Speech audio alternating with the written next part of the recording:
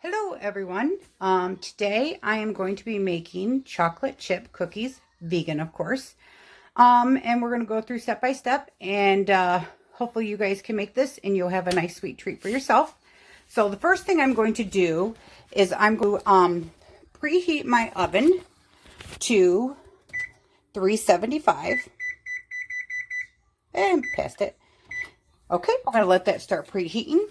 And then so what you need for this recipe is you're going to need some flaxseed, 3 tablespoons.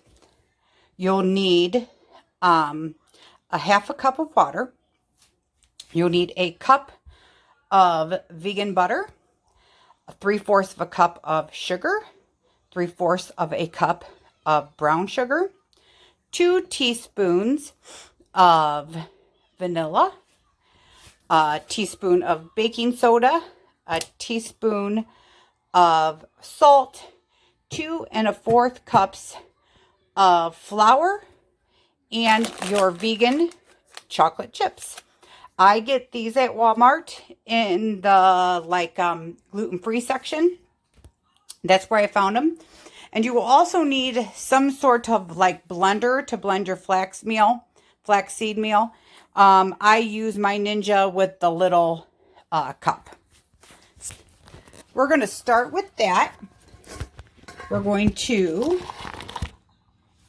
get this right. Okay, so we're going to add your flax meal and your cup of water. Now, the reason you want to do this in like a little blender is because you want to get it, you want to break that flax down and you want it to connect and get creamy like an egg. You know, that binding agent that an egg has. That's why you want to get that going in that. So it's going to be loud for a moment.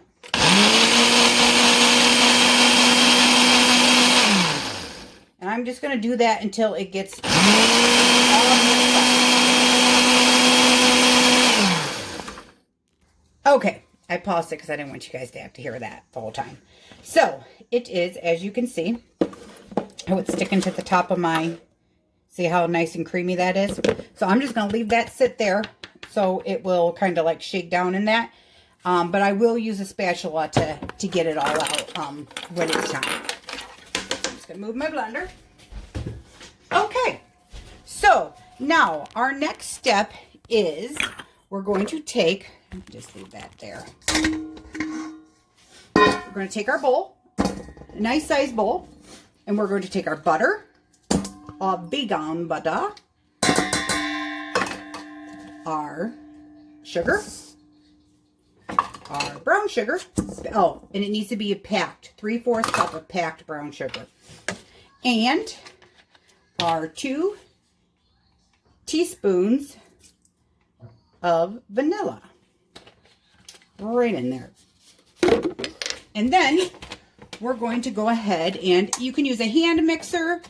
You can use a stand mixer. It's up to you, however you like. I got a pretty big stand mixer because I do a lot of baking. So when I'm making just like a batch of something, it's just easier just to use the hand mixer. And sometimes I don't even, if I've done a recipe a few times, sometimes I find even though they say beat it together, when I use a whisk and stuff, I like that better. Sometimes it makes things, I don't know, it gives it a different feel. So I'm going to blend this until I'm going to beat this until it's all creamy together, and I'll show you when it's done.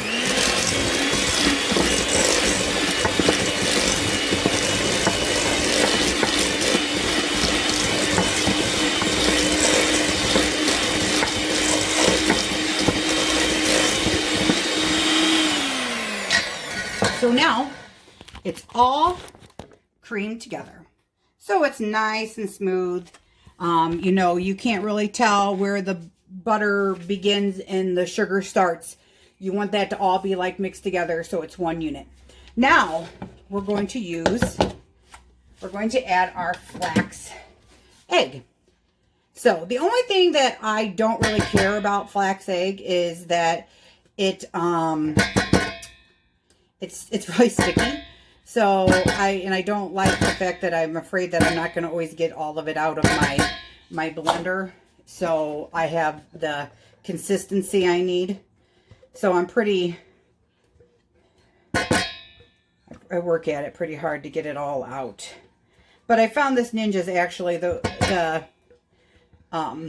is a great easy thing to remove stuff.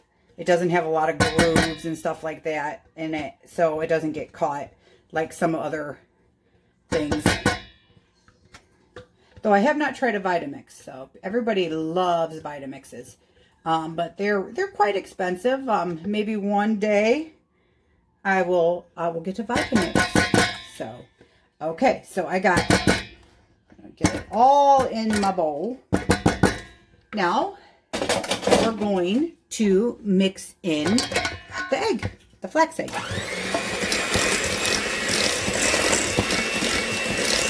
You just want to make sure it's all creamed together. Like I said, you don't want to really know that there's different ingredients.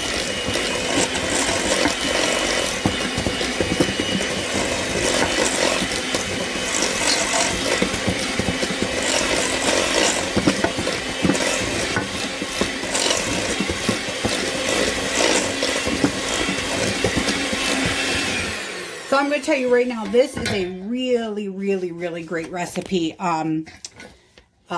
Most of my family, they love it. My husband loves this recipe. My daughter doesn't. It's her favorite. She always says these are better than the regular chocolate chip cookies when I bake regular chocolate chip cookies, which I still do when people make, they want to buy stuff from me. Hopefully once I get my restaurant and my little bake shop, it'll be exclusively vegan. I just got to find a way to make it cheaper, because a lot of times this stuff is really expensive. Like the butter, the vegan butter and the vegan chocolate chips are very expensive. So hopefully you get a shop you can buy bulk and stuff like that. So that's what I'm hoping for. So now we're going to take our flour, our 2 1/4 cups flour. We're going to add our teaspoon of baking soda and our teaspoon of salt. And this again is another really easy recipe to do. There's not a lot, it's not really difficult. Okay, and I just mixed it together with a whisk just to combine, again, all the ingredients together, because you want to do that because you don't want to have a pocket of baking soda or salt somewhere. So you want to make sure that your dry ingredients is mixed just as well as your wet ingredients. So now I'm going to take my wet and I'm going to sprinkle part of the dry in, and we're going to mix it in.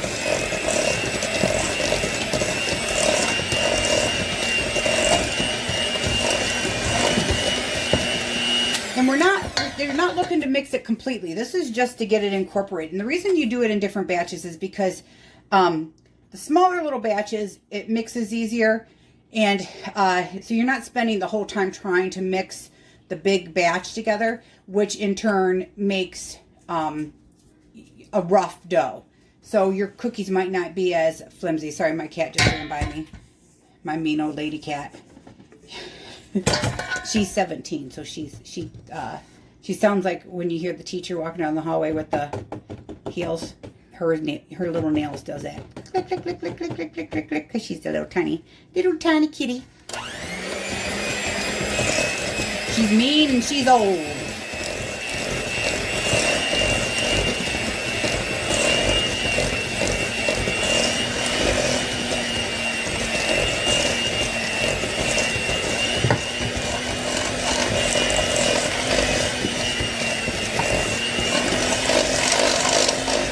And I always make sure I get the sides and the bottom. So you want to make sure you have all that mixed in together. So there we are. Nice and mixed. And I'll show you what that looks like. So it looks like a dough now. So it's a nice, let me get a spatula. A nice dough. See that? Okay. So now what we're going to do is we're going to go ahead and we're going to add our chocolate chips. And now you need 1 to 2 cups of chocolate chips. These come in, I believe, 10 ounces. Yeah, 10 ounces. So they're not quite, what is this, 1 1/4 cup of chocolate chips. So I always just use 2 bags of these. Because why not? I also think they look nicer because these are very tiny little chocolate chips. The milk chocolate ones. Now, the brand of this that has the dark chocolate, they're much bigger chips.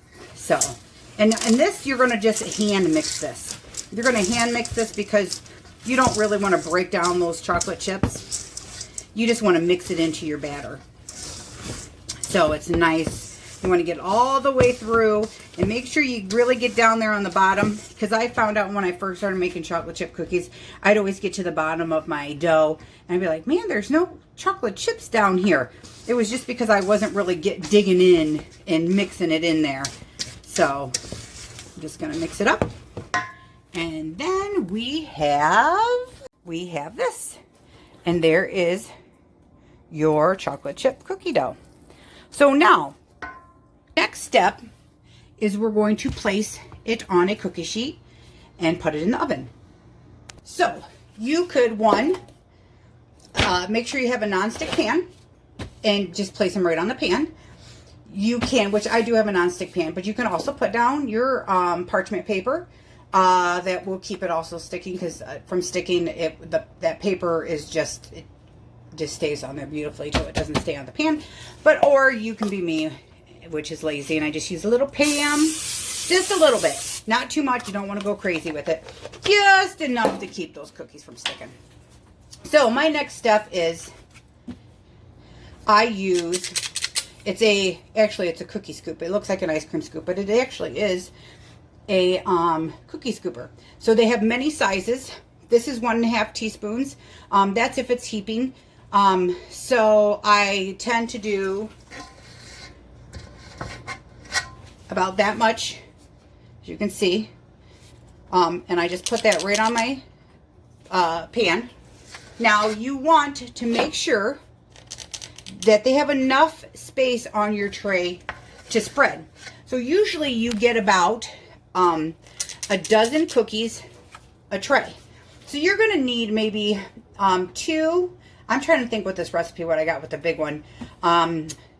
Maybe 2.5 trays of cookies. So you get a couple dozen out of this recipe. So you're going to do like 3 across and like 4 down, which I'll show you after I scoop them on. And there's our oven, 375.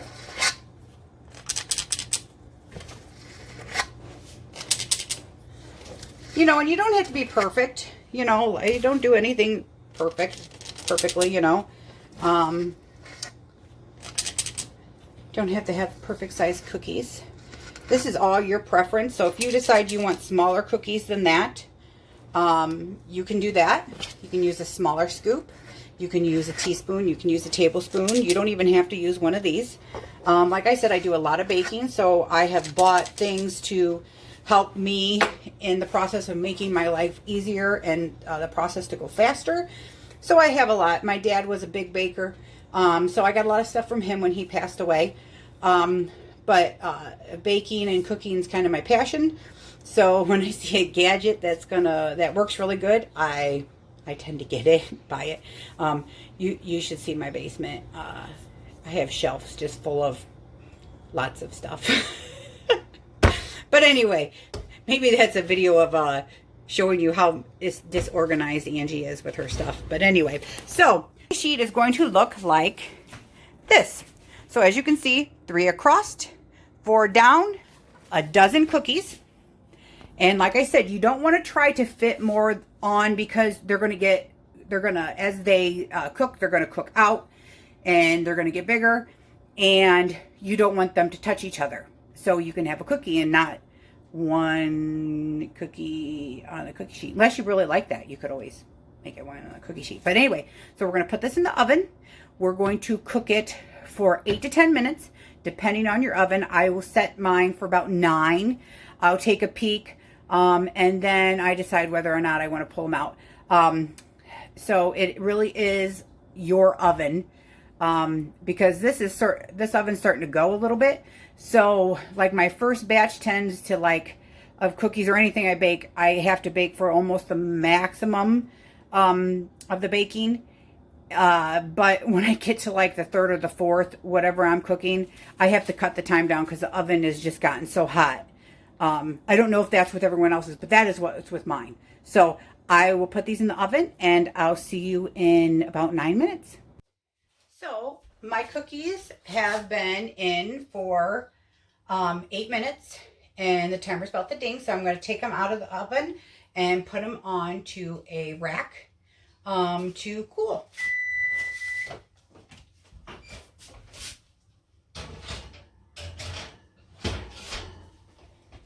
Beautiful. Well, it was beautiful until my phone fell down. So that's hilarious. I'll try to edit it. I don't know. Maybe I'll just leave it in there for a good laugh, because that's my life. But anyway, so here is the cookies I just took out. There are some cookies that I took out in a minute. I have 1 more dozen. I got 3 dozen out of that batch. So I'm going to put my last one in the oven, and I'll be back. So there are my cookies. I got 3 dozen of them. They are beautiful. They are nice and brown on the bottom. They're full of chocolate chip cookies. And good. They're good? Are they just good, or are they delicious? They're delicious and good. Oh, thank you. They're both. So you heard that.